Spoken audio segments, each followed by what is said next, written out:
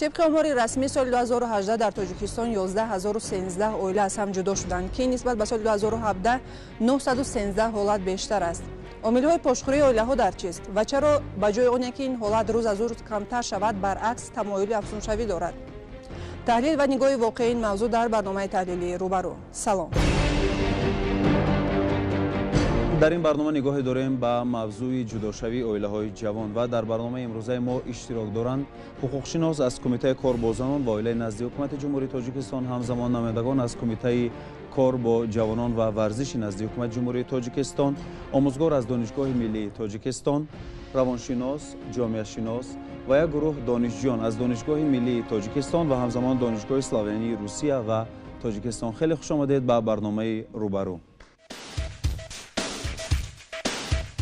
موضوعی که امروز می‌خوایم بر رشته تحلیل بکشیم پشخوری اویله‌های جوان است. خب امروز دانستن می‌خواستیم از متخصصان که عامل‌های پشخوری اویله‌ها در چیست. مرحمت. بله، من می‌خواستم با صحبت ما همراه میشدن حقوقشناس از کمیته کاربازان و اویله نزد حکومت جمهوری تاجیکستان، چون نهادی است که بیشتر سر و کار دارد با زنان و حقوق آنها. مرحمت.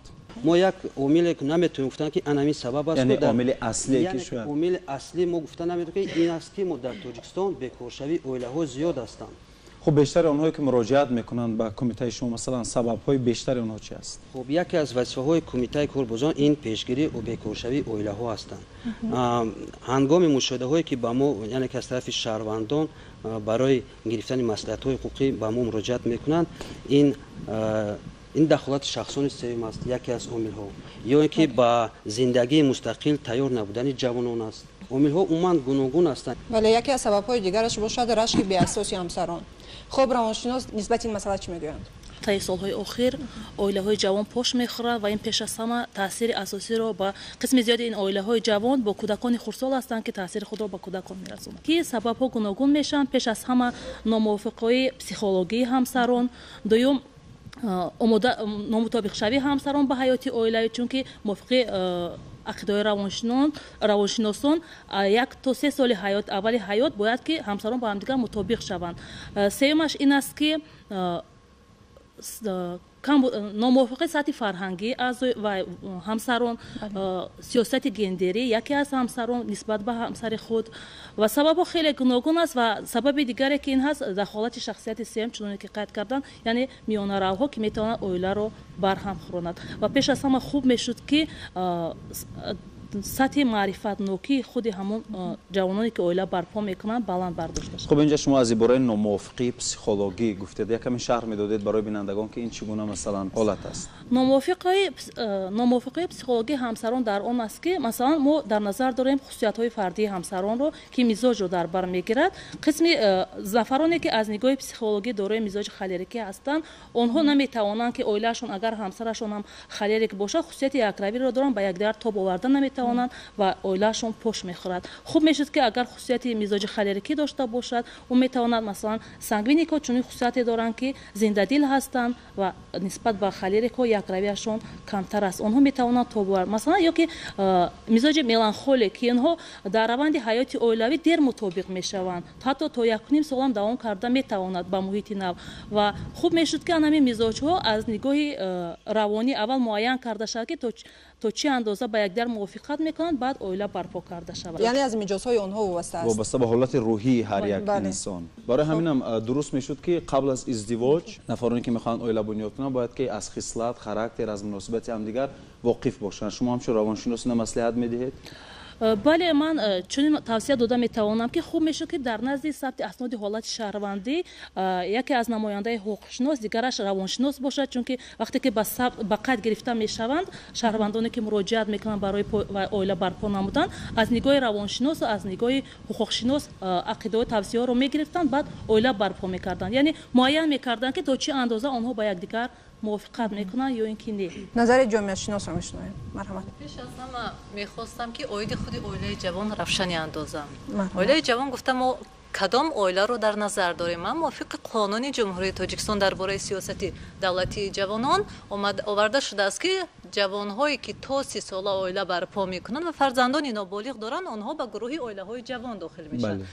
мувофиқ назарияҳои илмӣ ҳамзистии зану марде ки на зиёда аз 3 сол шудааст ин ба гурӯҳи оилаҳои ҷавон дохил мешавад ва чуноне ки боло ба қайд кардед дар асл мо такя ба оилаҳои ҷавон мекунем барои чи шояд бошад ҳамин оилаҳои калон ба оила вайроншавӣ аммо ин фоизи бениҳоят хурд аст аз нигаҳи психология ҳамчунон ки ҳамкасби мо гап задан ин як давраҳо дорад агар оила то 3 сол баъдан 5 сол баъдан 10 сол ҳамзистӣ дошта бошад он маълум аст ки аз ин оила аз ин шумораи оилаҳо фоизи хурд агар ҷудо шаванд ҷудо мешавад инам як фоизи хурде ки ангушшумор аст яъне ин масъалаи оилаҳои ҷавон аст ҳамин худи процесси адаптатсия ё худи процессе ки мутобиқшавӣ бисёр мушкил мегузарад агар дар ҳамин ҳолат оилаҳои ҷавон ҳозир мо омилҳои гуногунро мебинем дар асл ҳамин раванди кӯдаке ки аз батни модар ба муҳит таваллуд мешавад як вақт дар кор ки ба муҳит мутобиқ шавад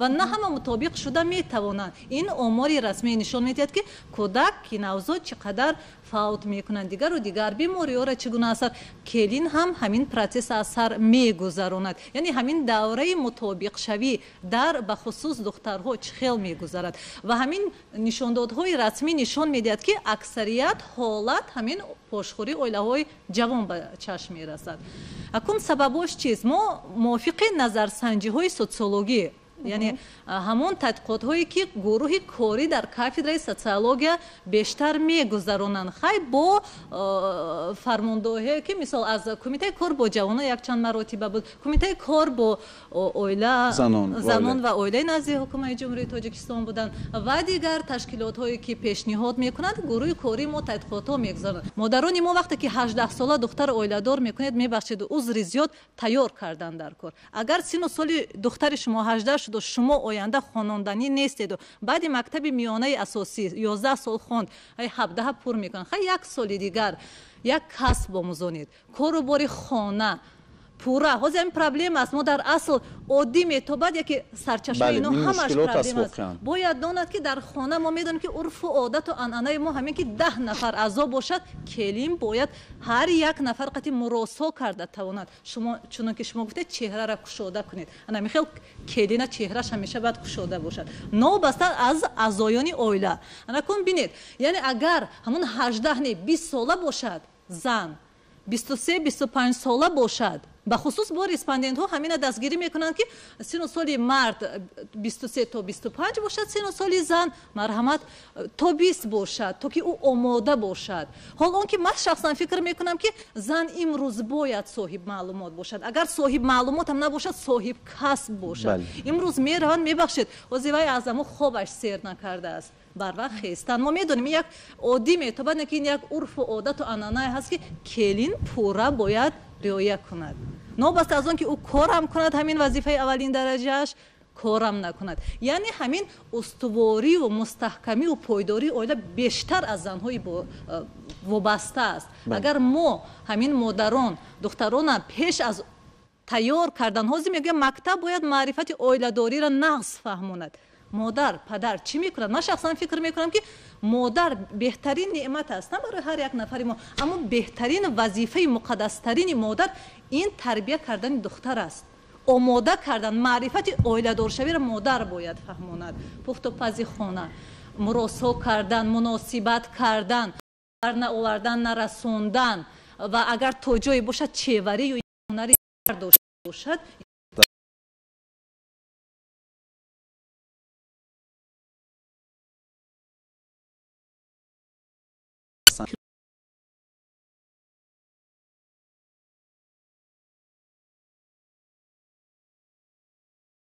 мекунам ки яке аз сабабҳои он аст сабабҳои ҷудошавии оилаҳои ҷавон он аст ки ба мушкилот рӯбарӯ шудан ба ҳеҷ кас муроҷиат намекунанд ва ана ҳамун маърифати истифода бурдани мутахассисони ана ҳамин соҳа махсусан равоншиносоро имрӯз мо чӣ кор кардем ёд нагирифтаем ё ки истифода бурда намекунем ва ҳамин робита ҳам мутаассифона ҳанӯзам барқарор нашудааст робитаи оила бо равоншинос ҳангоми тадқиқоти социологӣ муайян гардид ки 90% оилаҳои ҷавоне ки ҷудо гардиданд пушаймон ҳастанд ва барои онҳо мо савол медодем ки агар вақт ба қафо гардаду шумо оилатон агар вақт ба қафо гардад шумо чӣ кор мекунед? Мегуфтанд ки ман занамро тарбия мекардам, ё зан мегуфт ман ҳамсарама дӯст медоштам ва оиламро мустаҳкам нигоҳ медоштам. Яъне ки 90% нафароне ки ҷудошудагӣ ҳастанд, аллакай онҳо пушаймон ҳастанд. омилҳо вобаста ба ҷудошавии оилаҳои ҷавон гуногун ҳастанд. омилҳое ки равоншиносон аз нигоҳи илми равоншиносӣ, аз нигоҳи илми психологӣ ва аз нигоҳи илми ҳуқуқшиносӣ барои бинанда пешниҳод кардан ё зикр кардан дар ҳақиқат дуруст аст. лекин ба ақидаи ҳамкори ман ки инҷо иброз доштам, дар доираи одоби шарқиёна ки имрӯз миллати фарҳангсолори тоҷик ҳазорсолаҳо фарҳангу асолату тамаддуну таърихи хешро нигоҳ дошта то ба имрӯз оиларо ҳамчун маҳаки асосии зиндагии хеш медонад, бояд баробарҳуқуқии гендерӣ ҳаст ва имрӯз занон аз нигоҳи занон дар ҷомеа мақоми хоса доранд ва чандин сол аст ки аз ҷониби асосгузори сулҳу ваҳдати миллӣ пешвои миллат президенти ҷумҳурии тоҷикистон муҳтарам эмомалӣ раҳмон вобаста ба баланд бардоштани мақоми зан дар ҷомеа як қатор тадбирҳо роҳандозӣ кардааст. Аксарияти ҷавононе ки имрӯз оилашон шикаст мехӯрад, ин омода набудани ҷавонон мебошанд ба ҳаёти мустақилона. Зеро ҷавононе ки аксар аз оилаҳои хеш ҷудо мешаванд, агар мо ба маълумотҳои оморӣ назар андозем ва онҳо ё баъди хатми донишгоҳ ба муҳоҷирати меҳнатӣ рафтагӣ ҳастанд ё ки баъди хатми донишгоҳ ба ягон муассисаи таҳсилоти олӣ дохил шудагӣ нестанд ва ё соҳиби касб ё тахассусе нестанд. онҳо оила барпо мекунанд, дар як муддати кӯтоҳ дар мушкилиҳои зиндагӣ рӯбарӯ мешаванд. Вақте бар мушкилии зиндагӣ рӯбарӯ мешаванд, роҳи ҳал намеёбанд ва намехоҳанд аз касе тадбир биҷӯянд ва роҳи халосиро аз проблема ин ҷудо шудан аз ҳамсари хеш медонанд. баъзе масъалаое ки ҳаст мо мегӯем урфу одату анъана, баъзе анъанаҳое ҳаст ки даст кашидан дар кор. ҳозир мо баробарии гендерӣ мегӯем дар маҷмӯъ дар оилае ки зан келин ситам бисёр мебинад аз мард ва аз дигар аъзоёни оила, бовар кунед ҳамон тадқиқоте ки гузарондед, мо ҳам гурӯҳи корӣ будем, аксарияти ҷавонон намехоҳанд ки якҷо бо оилаи писар зиндагӣ кунанд. Яъне бо падару модари шавҳар намехоҳанд зиндагӣ кардан. Барои чӣ намехоҳанд? Барои ки мегӯяд таъсираш зиёд аст. яъне маълум мешавад ки имрӯз бинед ҳозир мардҳои мо мегӯянд ҳа дар асл баъд зан ин кунанд он кунанд. Ман фикр мекунам беҳтарин занҳои тоҷик ҳастанд ки таҳаммулпазир ҳастанд. Дар ӯ ҳолате ки ин ҳама чӣ меъёр дорад, агар ҳамон пиёлам обаш ки лабрез шуд, хоҳед нахоҳед он тоқат то ҳамон дараҷа мебиёд. Яъне имрӯз духтарои мо пуртоқат ҳастанд, таҳаммулпазирӣ ҳастанд. Барои чӣ марди мо аз саҳар то бегоҳ меравад, тарбияи фарзанд, корбори хона, ҳар як нафар қати муросо кардан хаста, афгор бегоҳ мебиёд, муносибати хуб нест. Дар аксарият ҳолатҳо муносибати хуб нест, як гапи хуб нест, ҳоло он ки зан аслан ба ҳамин сухан ниёз дорад. ҳеҷ набошад як оилаи худаша партофта хонаи оилаи бегона омадааст. барои ки? Барои мард, барои шавҳараш. ҳамин агар мардҳои мо, ҷавонписарои мо муносибата хуб кунанд, бовар кунед чӣ мушкилие набошад, корам ёд мегиранд, дигар муносибатам хуб мекунанд, вазнини зиндагӣ бам тоқат мекунад, агар ҷавонписарои мо муносибата хуб карда тавонанд. ҳолатҳое мешавад ки мебахшеду ҷисманам зӯроварӣ мекунанд. ин ҳолатҳо бисёр аст. аксарият оилаҳои мо дар деҳот зиндагӣ мекунанд. мо акун оилаҳои шаҳр ба камтар кор мегирем, бикун онҳо озодтар ҳастанд занҳо. дар асл озодтар ҳастанд ва ҳамон қонунҳое ки мо имрӯз мегӯем бештар дар оилаҳои шаҳрӣ агар гӯем дида мешавад, хато намекунем. аммо дар оилаҳои деҳот чӣ аҳвол аст? зан аз сар то бегоҳ дар саҳро аст, бегоҳ аст тарбияи фарзанд аст. фарзанд шавар мебиёд, миннатдоре нест, ҷош биёд бо қувваи ҷисмонирам истифода мебарад. яъне ҳамон таҳаммулпазирӣ меъёр дорад. ҳамон урфу одату анъанае ки дорем, баъзеш оила рӯ ба нав муосир рафта истодааст. имрӯз тамоми рӯи ҷаҳон бад оилаҳои дигар, агар давлатҳои пешрафта гирем, рӯ ба оилаи нуклеарӣ оварда истоданд. яъне нуклеарӣ ин ядрои асосиша падар, модар ва фарзанд, яъне дахолати шахси сеюму чорум нест.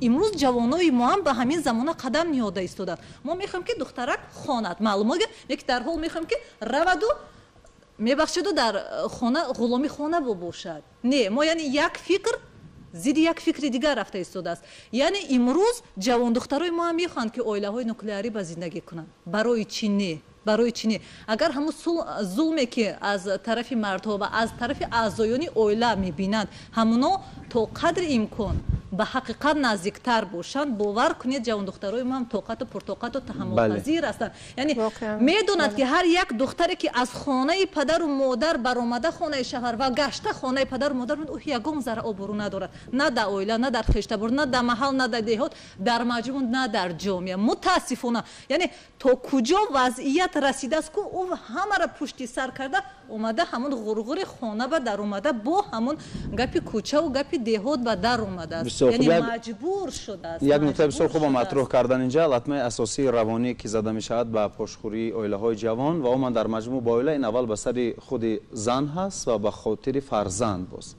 барои чӣ масалан дилхоҳ зане ки аз шавҳараш ҷудо шавад агар ба хонаи падару модарам баргардад он нуфузу эътибору обрӯе ки дар он ҷо қаблан дошт дигар надорад хуб масалан шавҳар меравад дунболи зиндагиш зан меравад дунболи зиндагиш ва қурбонии асосии ин фоҷиаи даҳшатнок фарзандони ноболиғ мешаванд хуб инҷа гуфтанд масалан ки аксарият дар маҷмӯъ занҳоро шояд дар инҷа гунаҳгорам накардам ба тавзи гуфтанд ки шояд ки фармонравоӣ намекунанд шавҳарони худ ва гуфтанд ки мо бояд ки шакли муосири бале тоқат аст аммо барои чӣ як тафаккури дигарам дар мардуми мо мутаассифона ҳаст ки мо вақте як нафарро ба хонаи худ келин карда меорем ба ӯ ба унвони як хизматгузори ин хонадон нигоҳ мекунем ки ӯ бояд соати 5 аз хоб хезад باید صبحانه تیار کند، باید که روبوچین کند، باید جامه‌شویی کند و همه کار خانواده را به دوش یک نفر باید بار کنیم. و اگر مثلا خدای نکرده اگر یک ساعت دیرتر از خواب خیزد تمامی مثلا فشارها سر همون جمع میشد. پیشنهاد میکردم که همچون یک جوان با هم دختران هم جوانان آزادی انتخاب کردنی همسری آینده داده شود. بسیار خوب. شما خودتون مثلا از دانشجو هستید. بله. شما اگر رفتو در بین همسبقان دختر را دوست داشته باشید و خواهید که با اون عائله بنیاد کنید و پدر و مادر شما در این حالت ضد باشن، شما چیکار میکنید؟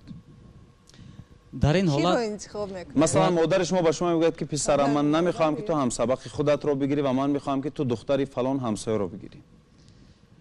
من باید فهمونم که این دختر رو من دوست میدارم. بله. و اون دختر نیز مرا دوست میدارد. اگر عائله ما در اساس محبت یکدیگر بنیاد شود، البته دختری که مرا دوست می‌دارد مادر مرا هم حرمت می‌کند، احترام می‌کند و عائله ما همین محبت در آینده رواج می‌یابد و خیلی یک عائله خوب هم بنیاد می‌شود. ولی اگر مادر ناراضگی زیاد کنند گپی مادر رو میگیریم. دیدید به هر حال گپی مادر رو میگیریم به همین خاطر و شاید در آینده این دختر برای شما مثلا رفتاری و گفتاری و مناسبتی و به شما عموما پسند نآید. آخر وای مادر است به هر حال اگر رد کنه یک عمر بعد از عائله دار شدن اگر دختری دوست داشت رو گیری هم به خاطر مادر صبر میکنیم طاقت میکنیم هرچند که دوست نداریم موافق نیستیم. خوب گفتید اینجا، یعنی کسی که مرا دوست دارد مادر من، والدین من، خانواده ما را احترام میکند و او کوشش میکند که با محیط خانواده ما سازش کند و به عباره معمول دل همه را مییابد در یک روز. اما دختری که مادر من انتخاب کرده است حتی ما رو حرمت نمیکند در آینده. بله اگر شاید این خیلی هم باشه. نظر روانشناس یک نکته نظر رو قید کردم میخواستم چون که جوانان امروزه محبت گفتم میفهمند یک چیز است. جوانان امروزه محبت فقط در نمود ظاهری قسم زیادشون میبینن لیکن محبت در این نیست. قسم زیادی جوانان چه پسر و چه دختر محبت گفته کوشش میکنن برای پسر یا که برای دختر طرفای مثبت خصوصیت‌های خاراکتر خودشون نشون میدن، طرفای منفی رو پنهان میکنن. اونا فقط مثبت رو نشون میدن. وقتی که عائله برپا میکنن همون طرفای منفی که بود اگه به مقصد رسیدن همون آشکار شدن میگیرد و سوال گذاری میکنن که برای چی تو عائله دار شدن تو چنین خصوصیت رو نداشتی، تو وقتی که من میدونستم تو چنین خصوصیت ها رو داشتی. این کمبودی اساسی جوانان است. و یک چیز دیگر هست که شما خودتون مشاهده کنید 18 25 سال از همه زیاد 25 گرفته ایستادن یا اینکه 22 سال در یک محیط همین 19 یا این از 18 تا 20 سال همون خصوصیت و عمل و رفتارهای духтар ё ки писар аз худ ё духтара гирем хай аз худ мекунад. вақте ки ба муҳити нав келин шуда меравад вай наметавонад дар як сол ҳама ҳамун хислатҳои худашро партояд ё бартараф кунаду пурра ҳамун хислату одатҳои ҳамун оиларо аз худ кунад. барои ҳамин бояд вақт додан дар кор худи волидоне ки аз тарафи писар ҳастанд келин меоранд онҳо бояд ана ҳамин чизда аҳамият диҳанд, барое ки вай духтаре ки ба муҳити нав ворид шуд барои ӯ вақт дар кор аст то ки ҳамун чизҳоро омӯзад.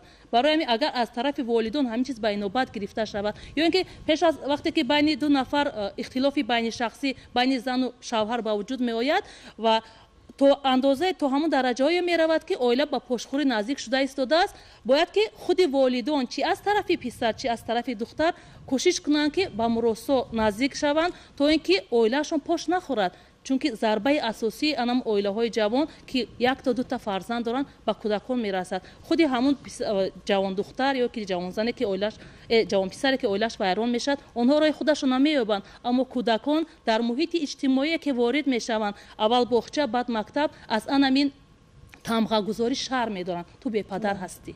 барои мо бояд андешаи онро кунем ки фарзандонро аз ҳамин чиз бисёр як латмаи ҷиддии равонӣ ба кӯдакам мезанад дар оғози масалан густариш ёфтани тафаккури ҳар як кӯдак.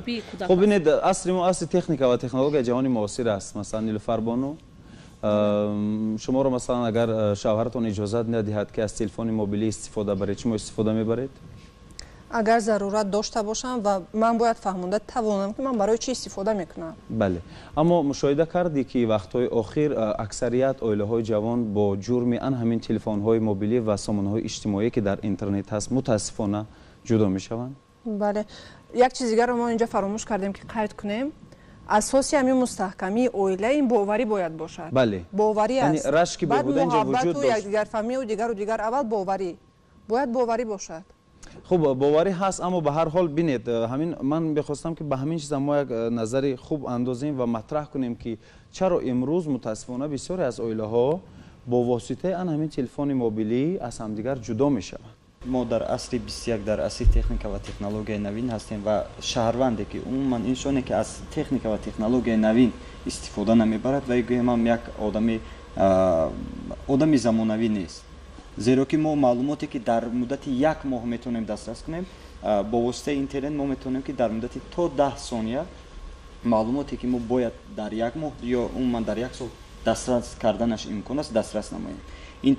омиле ки зикр кардед сабабҳои ҷудошавии оилаҳои ҷавон вобаста ба истифодабарии шабакаҳои интернет аст. ҳамаи чиз фарҳанг дорад ва фарҳанги дуруст истифода бурдани шабакаҳои иҷтимоӣ ҳам низ ҳаст. ва имрӯз ки аксар мардҳон иҷозат наметиҳанд барои ҳамсарони худшон ки аз шабакаҳои иҷтимоӣ истифода кунанд ё ки умуман аз шабакаҳои иҷтимоӣ истифода кунанд, ин дуруст истифода набурдани шабакаҳои иҷтимоӣ. хуб ба назари худи шумо масалан як зане ки хонашин ҳаст ва 3 фарзанд дорад ва ҳеҷ ҷо ҳам кор намекунад, барои вай шарт аст ки сомонаи иҷтимоӣ истифода барад? ба фикри ба андешаи ман бояд зарурат дорад ки бояд истифода барад ҳатман. умуман аз интернет истифода барад. зеро ки шаҳрванде ки намедонад ки имрӯз боду ҳаво дар ҷумҳурӣ чӣ гуна аст, шаҳрванде зане ки оилае ки намедонад ки имрӯз дар ҷумҳурӣ дар кишвар чӣ воқеа рух додааст, вай наметавонад фарзанди комил тарбия карда бошад. вақте ки мо дар сомонаҳои иҷтимоӣ масалан мешинем, мо намефаҳмем ки чӣ гуна рӯз мегузарад, тарбияи фарзанд мемонад, кори хона мемонад. ҳамин мебинем ки рӯз шом шуд ва шавҳар аз кор баргашт. як духтаре муроҷиат карда буд ки ҳамсари ӯ аз федератсияи россия талоқашро ба тариқи вайбер дод.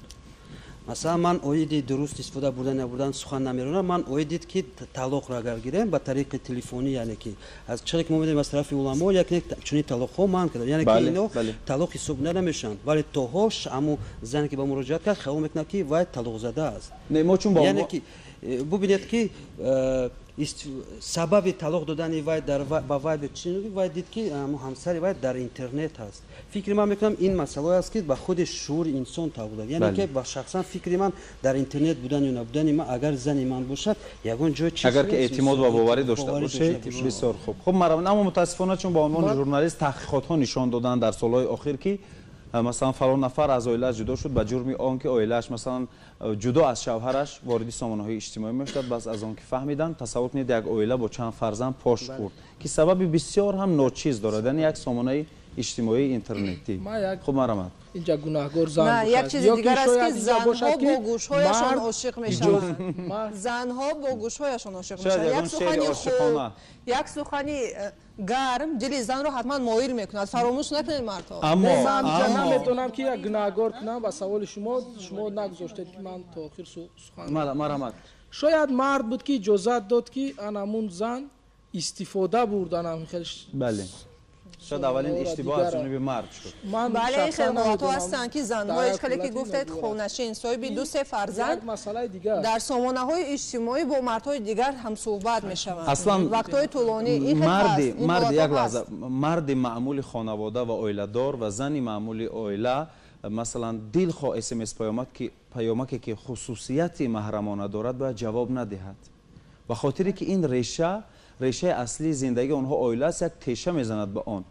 ناباوری، احساس یأس به وجود میاد در بین مثلا عائله ها و دلی همدیگر مثلا بسیار نازک است، میرنجد در این حالت و همین رشته نازک ناباوری به همدیگر وقتی کنده شد، خواه نخواه این پایدیوار اساسی این خانواده بزرگ که عائله است از بین میبرد. برای که ما با این مشکلات ها دچار نشویم باید فرزند را چنان تربیت کنیم که شرم، حیا در وجود آن باشد. اخلاق اگر که از همه در بلند باشد میتوانند. شاید یک سببی که شما جا سوال کردید که چرا والدین پدر و مادران دخترم با سنی که 18 رسد میخواد تیز شوهر دهد. شاید و یا فکر میکنند که اخلاق یا که نمیدونم از چی باشد که شاید بدنام کردن انامین پدر و مادر باشد، از حساب دختران یا حساب پسران باشد، شاید انامین فکرها باشد که تیزتر به شوهر میدهد. من فکر میکنم که انامون اخلاق دختر و پسر رو نه تنها دختر پسر رو نیز بسیار هم در یک سطح تربیت کنیم که اخلاق بلند داشته باشند. و دیگر سبب هایی که شاید جداشوی عائله های جوان رو آورده میرساند این گناهگار کردن، یعنی همون از طرف مرد زن می شود و از طرف زن مرد رو گناهگار کردن می شود. شاید اینجا همین خیلی صدا داد که ما مردها گناهگار باشند پرتقد نباشند یا که دیگر باشند زنها پرتقد. برای چی امروز دخالت شخصان سیوم با سبب جداشوی عائله ها می شود؟ چون که جوانان خود مستقل نیستند، چون که آنها فکر و اندیشه خود را ندارند، آنها دائما به فکر و اندیشه دیگران وابستند، یعنی فکر و اندیشه دیگران را میکنند. از یک جهت این را آداب شرقیانه هم میگویند خوب هم باشد، اما از جهت دیگر این بد است، چون که شما عائله رو وقتی که هنگامی که برپا میکنید این عائله 2 نفر است. بله شما باید پدر و مادر همسر خود را نه تنها زن، باید مرد نیست پدر و مادر همسرش رو حرمت و احترام کند. پیشوای مذهب اهل سنت و جماعت امام اعظم جای میگوید که ما اول باید که علم آموزیم، کمی ثروت جمع کنیم، بعد عائله بنیاد کنیم. یعنی بر اساس اندیشه این بزرگان علم و ثروت در کنار همدیگر و یک مرد مستقل میتونن در آینده رهبر یک عائله باشند.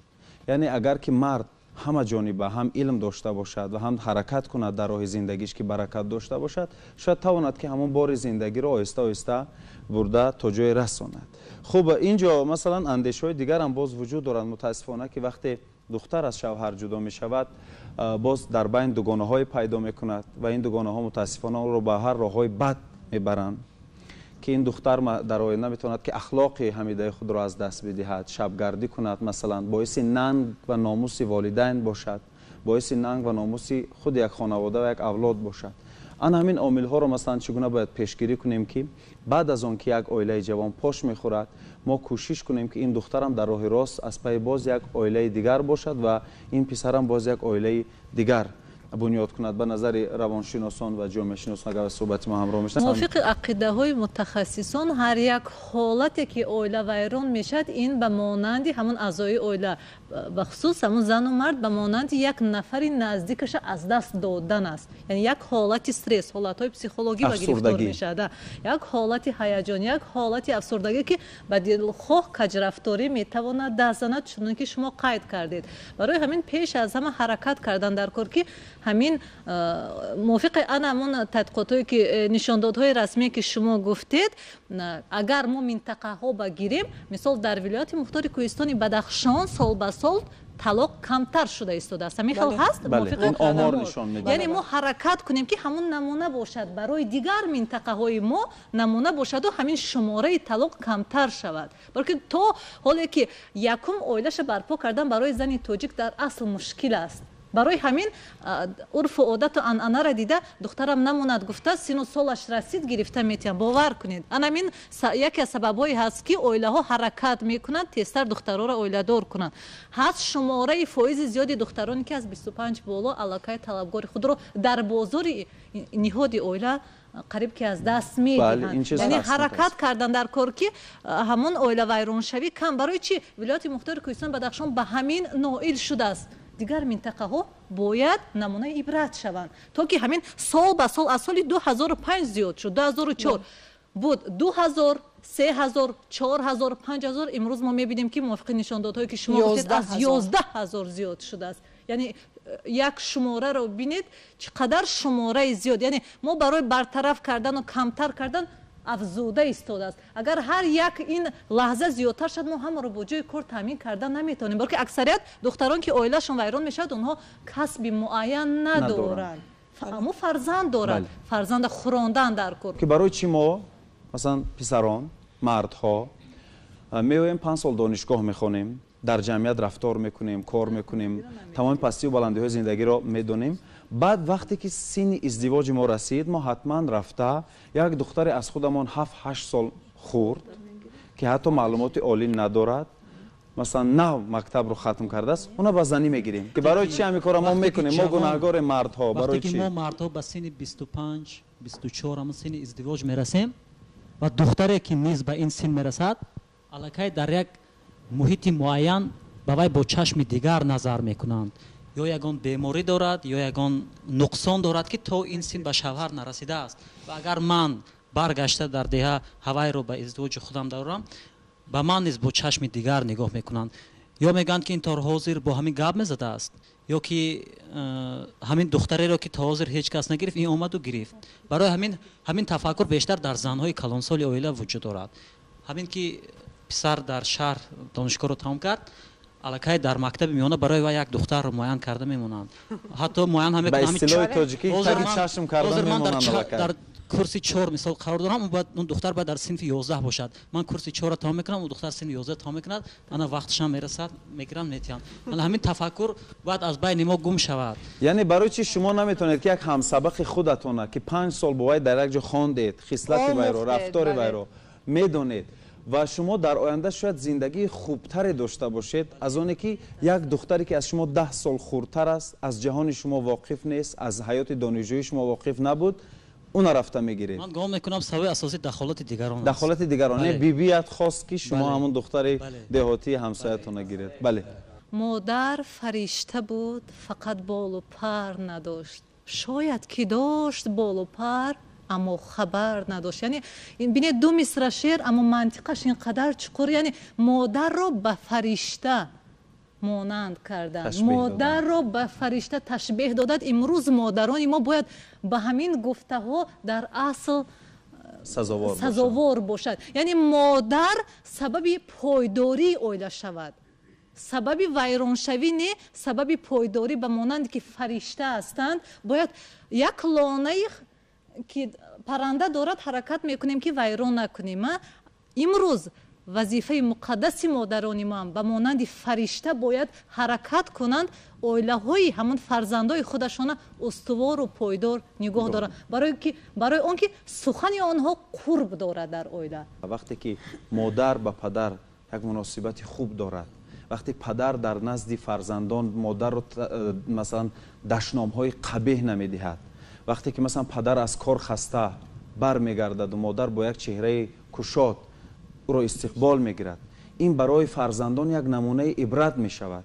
اما در اویله که در فقط جنگ باشد فقط دشنام باشد حتما فرزندان هم در آینده فکر میکنند که پدری من که به سر مادر من زوری میکرد من هم باید به سر همسر خود زوری کنم و این یک انانه می شود در نتیجه. چون روان کودک از این روانشناسان خوبتر میدونن از 1 سالگی تا 5 سالگی شکل گیری مثلا تفکر و روان کودک هست و شاید از این هم بالاتر و هر چیزی که عملی که پدر و مادر میکنن طفل فکر میکند که این عمل درست است و باید اون رو انجام بدیم. باید فراموش نکنیم که در بیرون علاقه انجامی 10 ساله دومی عصر 21 است و ما باید از بحر اون بعضی عادت‌های و عنعنه‌های خرافاتی گذریم و به زندگی مثلا به حیات با چشم خیرت بنگریم. آمار رو شما قید کردید خواهیم نخواهیم اویله‌ها جدا شده ایستادند و وقتی که اویله‌ها به سود برای جدا شدن پیشنهاد میکنند من میخواستم که آنها به سود نیو به روانشناسان مراجعت کنند و چنان که روانشناسان قید کردند حالت‌های روحی آنها که مطابق نکرد روانشناسان موظف هستند که باید مطابق کنند سبب‌های جداشوی آنها رو معین کنند و به آنها کارهای فهماندهی گذاران در یک مهلت معین و از جهت حقوقی نیو از جهت روانی آنها را مطابق کنند. این آمار برای ما متاسفانه خیلی زیاد است، خیلی زیاد است و تا امروز اکنون تا روزی مثلا همین روز 14 فوریه سال 2018 همین قدر عائله جوان جدا شد متاسفانه. اکنون از این به بعد ما باید چیکار کنیم که این پدیده از بین عائله جوان دور باشد؟ علاج واقعه پیش از وقوع در اینجا با عقیده من کم خطاگی پدر و مادر والدین نیز هست، چون که مثلا در انتخاب همسر در انتخاب بسیار چیزها با فرزندان دخالت میکنند، با آنها حقوق انتخاب رو نمیدهند و پدر مادر وقتی که مثلا پسر دانشگاه رو ختم کرده به دهات برمیگردد مادر میگوید که پسرم من برای تو مثلا دختر همسایه یا دختر خالت رو به نوبت گرفتم تو باید به او خانه‌دار شوی. مدام که پسر مثلا دوست داشته دارد مثلا دختر رو خودش برای خود انتخاب کرده است فکر و عقیده فرزند را هیچگاه به نوبت نمیگیرن بعضی از پدر و مادران. شاید این هم در آینده مثلا باعث جدا گشتن عائله‌های جوان گردد. متاسفانه بله. خب این نظر شما بود. مرحمت شما. خوب میشد که پیش از اون که با عریضه های دعواگی خود رو برای بیکار کردن عقد نکاح پیش از سود به روانشناسان مراجعت کنند. خب وقتی که به ما مراجعت میکنن شخصانی که ما برای یعنی که پیشگیری زورای دولت با اونها کاروبار میکنیم متاسفانه بعضی از اونها علاقه طلاق دینی خود رو گرفتن یا اینکه برعکس زنی که به ما مراجعت میکند همسر او یعنی که با عریضه دعواگی برای بیکار کردن عقد نکاح به سود علاقه مراجعت کرده است. یعنی در اینجا کار کمک یعنی که از طرف متخصصان قینتر است و یک چیز دیگر رو قید کنم که یعنی که نمیدونم متاسفانه است یا چی در بیکار کردن عقد نکاح شخص آزاد است. یعنی که یگان وزارت یا مقامات نمیتونه شخص رو مجبورن یعنی که تهدید کنه که تو باید با این یا این باید با اون زندگی کند. و چقدر شما گفته که کدام چاره‌بینا رو مبارک از طرف دولت ما سندهای میراثی بسیار قبول کرده شده هستند ولی متاسفانه از خود یعنی که شهروندان اینها رو یعنی که اجرا نمیشه. مثلا ما میگیم از طرف حکومت سیاست گندری پیش برده ایستاده است و ما باوری کمی دارم که خود مفهوم همین گندری رو بعضا عموما تصورات ندارم که گندر خودش چی است. یا که ما مثال از طرف مثال پرزیدنت جمهوری ترکستان فرمان پرزیدنت جمهوری ترکستان درباره بلند برداشتن مقام زن که سال 1999 قبول کرده شده است. این سال 20 سال پر میشه از وقتی که من همین فرمان رو با دیگر فرمان مقایسه کردنی بودم باور کنید من یگان فرمان پرزیدنت هایی که یگان دولت رو نیافتم چون این فرمانی که برای بلند برداشتن مقام زن در جامعه یا که ما از سال 2005 سال قانون جمهوری ترکستان درباره برابری حقوق مردان زنان یعنی که کفالت‌های دولتی برابری حقوق مردان زنان و امکانات برابری عملگران ها قبول کرده شده است. عموما شهروندان از چنین قبول نمود از چنین قانون‌ها عموما تصوراتی ندارند. یک چند پیشنهاد خودم رو میخواستم گپ بزنم. همین با آغاز سخن بهم گفتم سن سال نکاح اگر گرچند 18 قرارم شده باشد مادرها و حرکت کنید که دختر رو پورا آماده کنید پسر رو نیز آماده کنید. امروز یعنی حرکت کنید جوان دختر باشد کسب معین گیرد آماده باشد و اگر جوان پسر باشد و حتما باید مستقلیت اقتصادی را به دست آورد تا که در زندگی در روزگار مسئله اقتصادی نقش اساسی رو نیز میبازد. دیگر مسئله برای پیشگیری کردن باید جوان دخترای ما تحمل پذیری باشند. این یک خصوصیتی بود که از دورش به ما آمده رسید. مادران ما بیبیای ما همین با همین خصوصیتشون توانستند عائله را استوار پایدار نگاه دارند. ما نیز باید جوان دختران به خصوص تحمل پذیر باشیم. یک روانشناس گفته است که زن این گردن است و مرد این سر است. یعنی کجایی که тоб нахӯред мард мерад, яъне танҳо дар ӯ ҳолате ки дил ёбеду қанд хӯреда, яъне таҳаммулпазирӣ кунед. Баъдан дигар роҳе ки барои пешгирӣ таъсир расонда метавонад, чунон ки боло ба қайд кардам, беҳад пешниҳоду фикри хуб буд. Ҳамин оилаҳои намунавӣ мо дорем. Анамон оилаҳои намунавиро гирифтану дар деҳа бошад, дар шаҳр бошад, дар куҷое набошад, дорад ку оилаи намунавӣ ва намунаи ибрат нишон додан дар ҷавонҳо. Филмҳо бо забони тоҷикӣ, ҳозир имрӯз ҷавондухтарои мо ҳама филмҳои туркӣ нигоҳ мекунанд, серияҳои зиёд дорад. Зиндагӣ дигар аст. ҳамон филмҳои туркиро камтар кардан, дар кори филмҳои тоҷикӣ мутобиқ карда бо маданияти тоҷиконаи мо. Яъне ҳамин сари сол мо тавонистем ҳамин ниҳода нигоҳ дошта бо урфу одат, бо эҳтиром, бо хушмуомилагӣ, бо дигар муносибат, бо хусусиятҳое ки танҳо ба маданияти тоҷиконаи мо хос аст. ҳамонаш зиёдтар кардан дар кор, то ки ҷавонои мо бинанду ба филмҳои дигари ғарбиёна дар хаёлот нараванду зиндагиро объективона қабул кунанд. Аз модарон чи пешниҳод доштам ки модарони мо бузург ҳастанд. модарони мо бузург ҳастанд. Ба қавли модари писар, модари духтар, ҳаракат кунед оилаҳо вайрон нашавад. барое ки дар бештар ҳолатҳое ки имрӯз мушоҳидаҳо нишон медиҳад, таъсири шумо узри зиёду зиёд дида мешавад, бахусус барои вайрон кардани оилаҳо. яъне духтар агар як маротиба қар карда омад, гирифта пеш кунед, як маротиба, ду маротиба, шумо надоштед зиндагии вазнин, шумо ҳам доштед, аммо таҳаммулпазирӣ кардед ки имрӯз ба ҳамин мартаба расидаед. яъне ҳаракат кунед, модари духтар бошад, духтарро тарбия кунанд. агар духтаре ки ба хонаи домод рафт, модари писар тарбия кунанд. хай ҷавон аст, шумо пирҳои рӯзғор дида ҳастед, шумо таҷрибаи калон доред ки ягон нафар ҷавон надорад. келин объекти муҳокимаи кӯча ба ҳамсоё нашаваду як фарзанд бар ин қабул кунеду шинеду фаҳмонед. дар ӯ ҳолат мо метавонем оилаи солими ҷавона устувор кунем, пойдор кунем ва ҳамин масъала шояд то андозае роҳи худаша ёбад. бисёр хуб. психологияи мана муносибатҳои оилавӣ мегӯянд, бисёри муроҷиаткунандагон доир ба ҳамон мушкилотҳои оилавӣ муроҷиат мекунанд ва ба инҳо кӯмак мерасонад. дар рафти машварат давлатов устоди кафедраи мо давлатов муҳаммадло, шарифова мадина ёдгоровна, амонов нодир. боз ман худам яке аз мутахассисони сояи психологияи оилавӣ ҳастам ва як чиз дар он аст, камбудӣ дар он аст. ангушшуморед фақат чанд нафар? вале ангушшумор не ҳастанд. ин кас барои 9 миллион аҳолии тоҷикистон будани 4 нафар равоншинос хеле кам. суроғаи аниқ ҳам аксарият намедонанд. масалан як нафар зан мехоҳад ки машварати равоншиносӣ бигирад, бояд ба куҷо муроҷиат кунад? кумитаи корбозон ва оилаи назди ҳукумати ҷумҳурии тоҷикистон як утоқи корӣ ки бо рақами 13 ба 13 шаҳрвандон метавонанд ройгон занг зананд аз рӯзи душанбе то шанбе, якта ҳуқуқшинос ва якта равоншинос.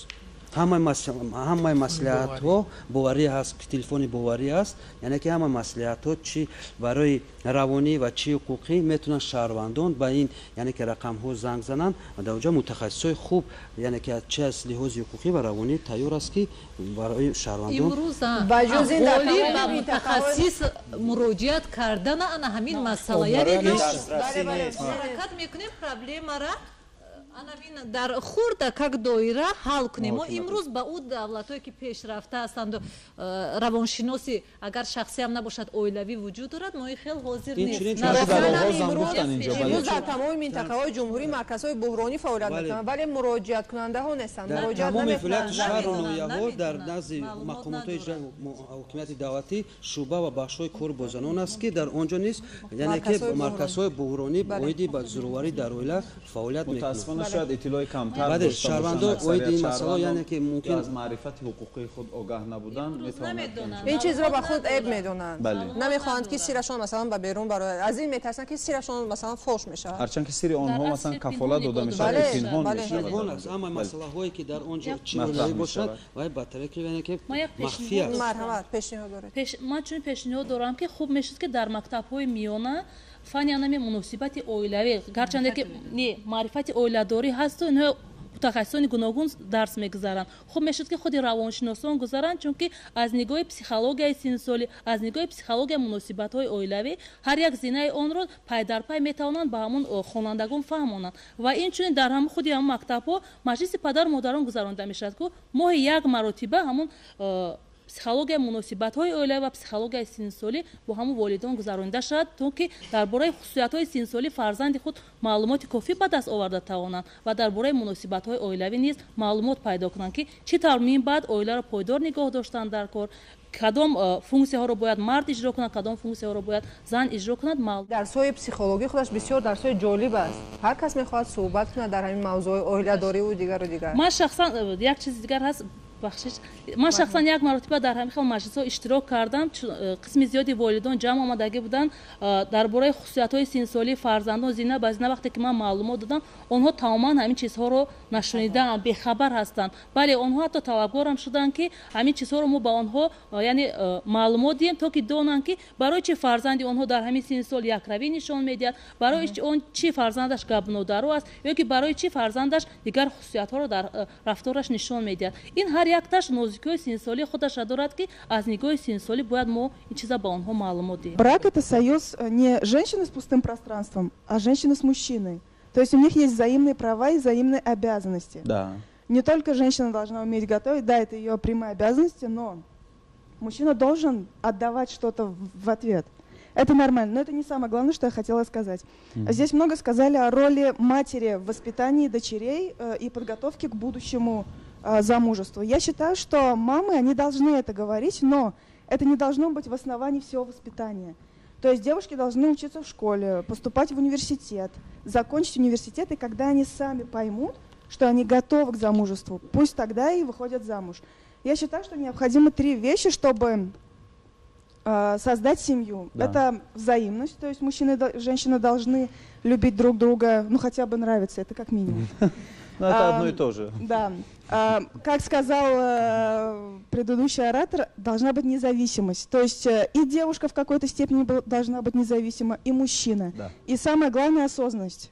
И девушка, и мужчина должны понимать, что они идут на это осознанно, и когда человек что-то делает осознанно, он никогда не разрушит то, что создал сам. мо дар канори ҳамдигар зиндагӣ мекунем. пас аввалин мақсуди мо дар зиндагӣ ин аст ки ба ҳамдигар муҳаббат кунем ва агар наметавонем дасти кам ҳамдигарро озор надиҳем.